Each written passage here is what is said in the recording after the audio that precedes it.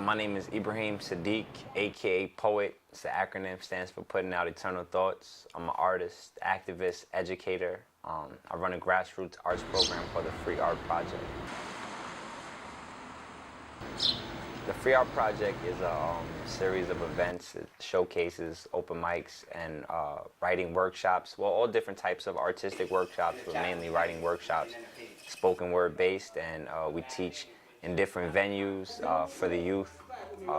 Alpha Gone Art Center is our main venue where we teach out of, but I do programs in Westchester County and all throughout New York City. First time I wrote a poem was I was 15 years old after my father had passed away. I was at home. I was just thinking about his death, thinking about life in general, death in general, and I was kind of just sitting there writing down questions, and it formed this poem, and I kind of kept it up from there. Just it was a way to release my thoughts and my feelings onto paper, organize them.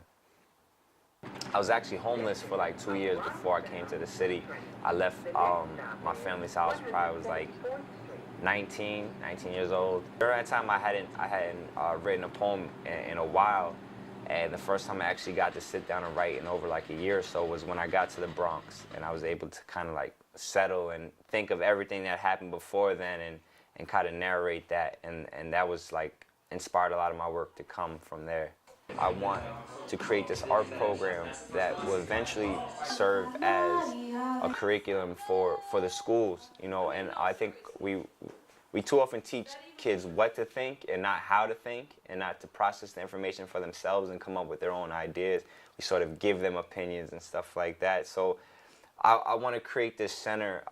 It's I would say my biggest dream is to have a 24-hour art haven, you know, where kids from the community can come. It could be a safe place where they can express themselves, they can create, they can learn, they can teach others, you know, they can come together.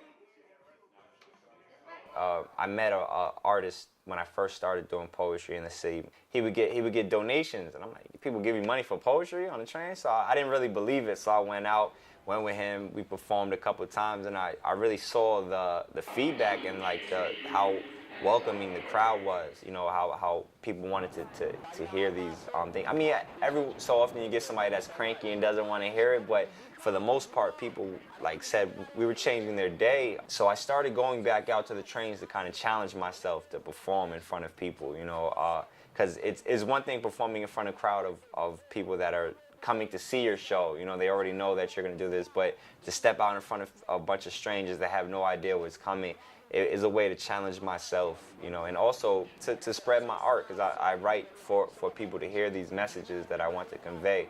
So it's a way to connect with people that may not come into an open mic, you know, a poetry cafe or something, and I can kind of spread these messages wherever I go.